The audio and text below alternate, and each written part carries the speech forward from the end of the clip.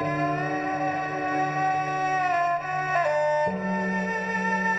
khơi kỳ thừa bàn lõ cùng nánh bị lựa tật chặt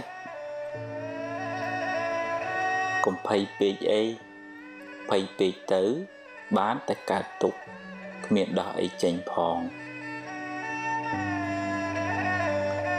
trong ao kê cổ rút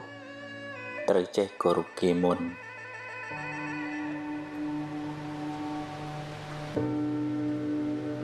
cùng sơ này dây rương mua màu bê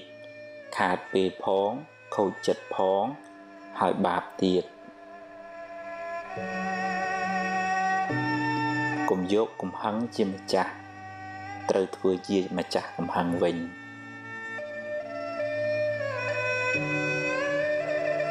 cùng hộp tràn bê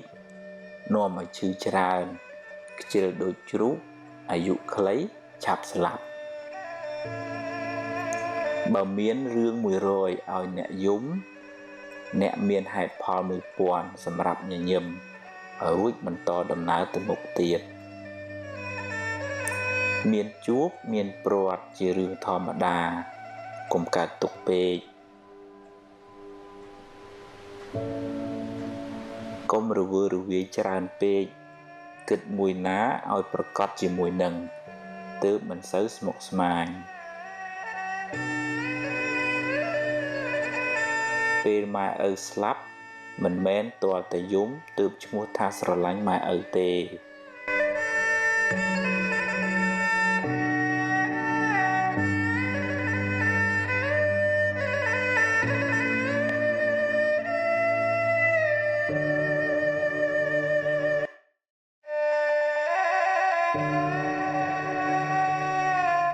បើចង់សុខកុំចង់ឲ្យអ្វីបានដូចចិត្តអ្នកគ្រប់រឿងឡើយរៀនព្រមខ្លះទៅទំនិញអាចរកទិញបានតែពេលវេលាទិញមិនបានទេរៀនប្រើវាឲ្យបានប្រយោជន៍ច្រើន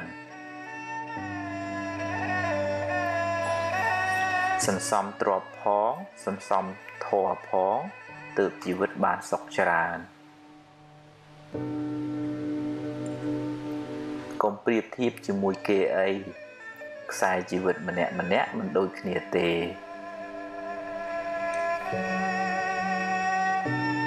កុំចង់តែបានពីគេពេករៀនឲ្យខ្លះផងគេមិនជួយចិត្តមនុស្សកំណាញ់ទេអ្នកមិនអាចធ្វើផែនដីឲ្យរាបស្មើដូចកន្ទេលទេអ្នកមិនអាចឲ្យគេគិតដូចអ្នកគ្រប់រឿងទេកុំត្រចៀកសកុំលួតតាមគេចាក់ចាំច្បាស់សិនសឹមស្ដីថាទើបមិនសូវមានកំហុសសង្ឃឹមខ្លាំងខកចិត្តក៏ខ្លាំងដែររៀនព្រមទើបមិនសូវកើតទុក្ខអ្វីមិនទៀងទេកុំប្រកាន់មាំពេកប្រយ័ត្នមានទុក្ខខ្លាំងឡានថ្លៃតែចរិតមិនថ្លៃនៅមិនទាន់ជាមនុស្សថ្លៃថ្នូរទេ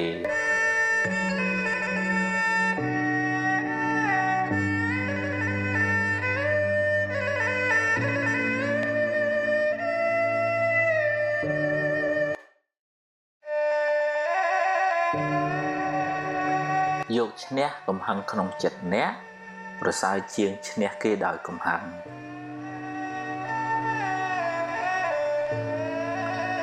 រៀនសប្បាយចិត្តនឹងអ្វីដែលអ្នកមានអ្នកនឹងមិនសូវកើតទុក្ខពេកទេ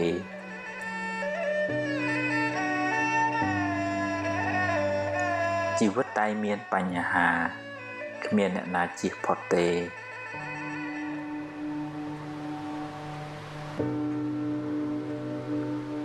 ធ្វើទានជួយសង្គ្រោះអ្នកដទៃបានបុណ្យផងបានការស្រឡាញ់រាប់អានផងដាំពូជជាអ្នកមានទ្រព្យសម្បត្តិច្រើនផងទម្លាប់ចិត្តឲ្យគិតរឿងល្អរឿងត្រូវជីវិតមិនសូវមានទុក្ខទេផ្ទះជាជំរកកាយគុណធម៌ទាំងឡាយជាជំរកចិត្ត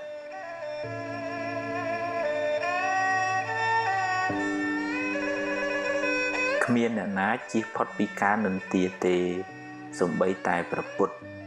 កុំសូវយកពាក្យគេមកបំផ្លាញសេចក្តីសុខក្នុងចិត្តអ្នកឡើយគុណធម៌នាំមកនៅភាពត្រជាក់ត្រជុំសម្រាប់ខ្លួនអ្នកនិងអ្នកជុំវិញខ្លួនកុំមួម៉ៅនឹងរឿងដែលអ្នកធ្វើមិនកើតអី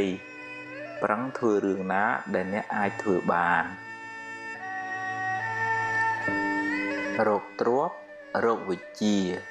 កុំភ្លេចរោគមេរៀនអប់រំចិត្តផងទើបរស់នៅបានសុខ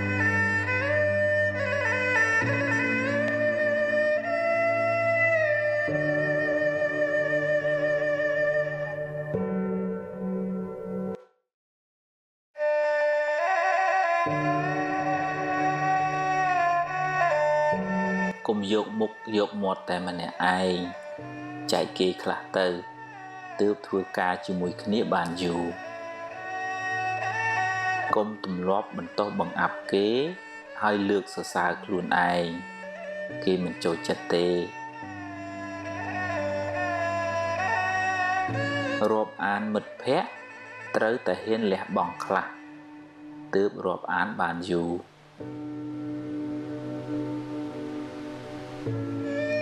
សម្រាប់កំហឹងចោលទើបរស់នៅបានសុខ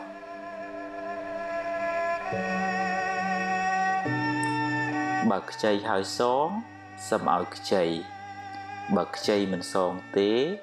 កុំឲ្យខ្ចីអីមានសទ្ធាប៉ុន្មានឲ្យប៉ុណ្ណឹងទៅពេលគេធ្វើត្រូវចេះសរសើរខ្លះផងកុំប៉ិនតែខាងបន្ទោសពេក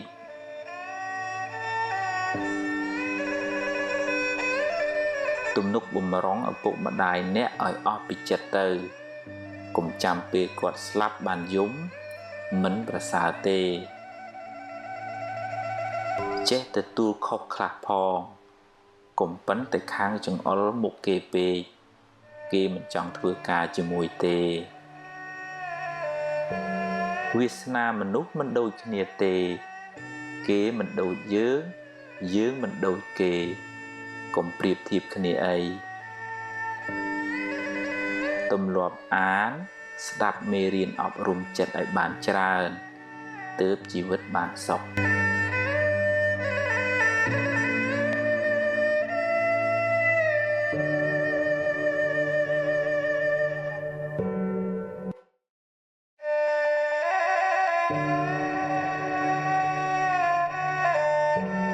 ភ្លាត់ជើងគ្រាន់ជាងភ្លាត់មាត់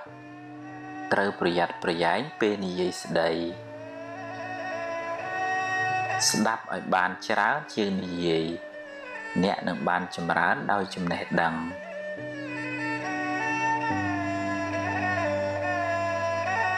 បើអ្នកអាចគ្រប់គ្រងខ្លួនឯងបានមិនយូរទេអ្នកនឹងអាចគ្រប់គ្រងគេបានមិនខានរូបស្អាតតែកិរិយាមារយាទមិនល្អមានអីប្រសើរទៅ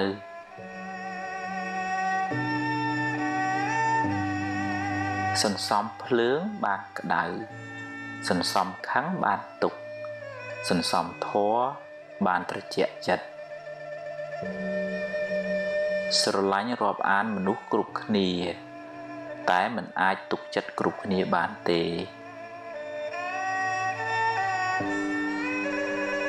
អ្វីសុទ្ធតែមានការចាប់ផ្ដើមត្រូវតែហ៊ានសាកបើខុសចាំគិតទៀតបើមិនចង់ឲ្យគេនិយាយដើមអ្នកទេអ្នកកុំចូលចិត្តនិយាយដើមគេពេកនិយាយរឿងអាក្រក់ច្រើនមានន័យថាចិត្តអ្នកសម្បូរធាតុអាក្រក់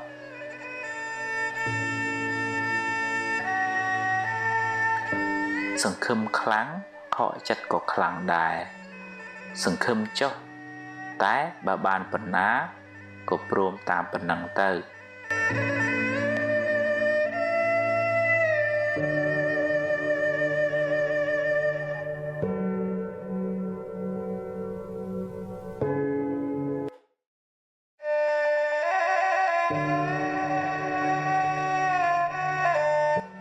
ខុសកុំពៀបជ្រាយដាក់គេអីតែត្រូវយកជាមេរៀនសម្រាប់ខ្លួនអ្នកបើអ្នកចង់ចាប់កំហុសគេអ្នកនឹងរកបានដោយងាយតែវាមិនមែនជាកិច្ចការចាំបាច់របស់អ្នកទេមនុស្សមានអំណត់ជាមនុស្សមានអំណាចមិនសូវមានកំហុសហើយអាចដឹកនាំគេបានទៀត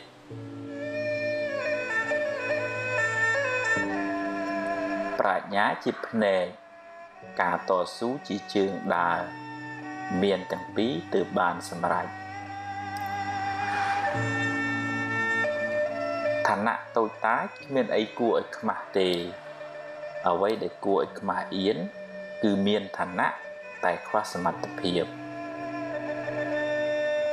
ធ្វើជាគំរូល្អប្រសើរជាងនិយាយប្រដៅទៅទៀតឈ្នះធាតុអាក្រក់ក្នុងចិត្តអ្នកនឹងបានសុខច្រើនបើគ្រប់គ្រងគេត្រូវមានទាំងអំណាចតេជះមានទាំងគុណធម៌បើខឹងរឿងតូចទៅជារឿងធំ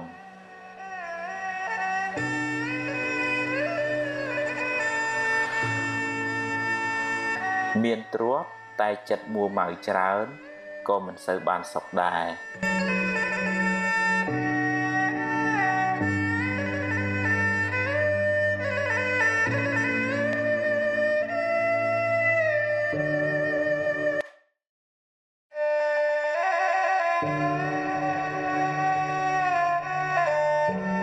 ខឹងគេធ្វើបាបខ្លួនឯងកំហឹងដុតខ្លួនអ្នកឲ្យក្តៅក្រហាយមានអ្នករឹងត្អឹងបិទទ្វារការរីកចម្រើន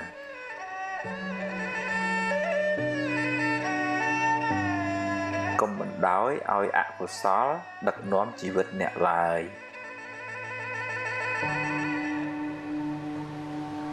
ក្តៅកាយទៅរកទឹកក្តៅចិត្តទៅរកធម៌អន់ចិត្តខឹងចរណែនស្ដាយភ័យជាមេរោគបំផ្លាញសេចក្តីសុខក្នុងចិត្តអ្នកកុំបង្កើតរឿងដែលមិនទាន់កើតឡើងហើយដេកកើតទុកឡើយ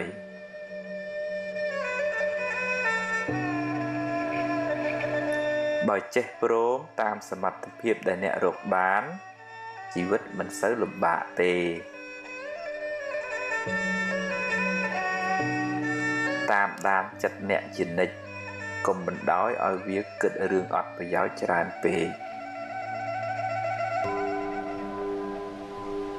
មនុស្សទន់ខ្សោយចាញ់ពាក្យបញ្ជោ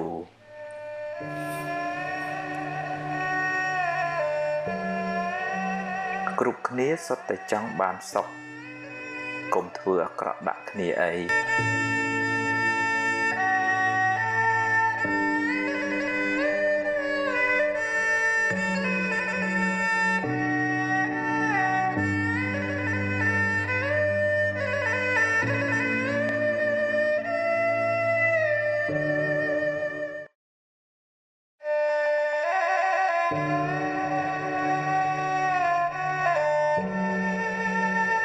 កុំគ្រាន់តែចង់អួតគេហើយនិយាយកុហកគេឡើយកុំទម្លាប់រាប់អានមនុស្សដោយសម្លឹងមើលបុណ្យស័ក្តិមុខមាត់ឡើយ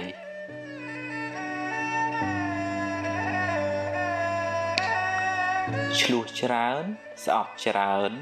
ល្បិចច្រើនអន្តរាយច្រើនទុក្ខក៏ច្រើនដែរពេលចំណេញកុំប្រមាទពេលខាតកុំមួម៉ៅពេកវាជារឿងធម្មតានៃជីវិតទេអ្នកធំត្រូវតែចេះទ្រាំនឹងពាក្យនិន្ទាកូនចៅមិនចេះតែស្រឡាញ់យើងគ្រប់គ្នាទេធ្វើការងារកុំយកតែមតិខ្លួនឯងអីចេះស្ដាប់គេផងទើបរីកចម្រើន និងធ្វើការជាមួយគ្នាបានយូរ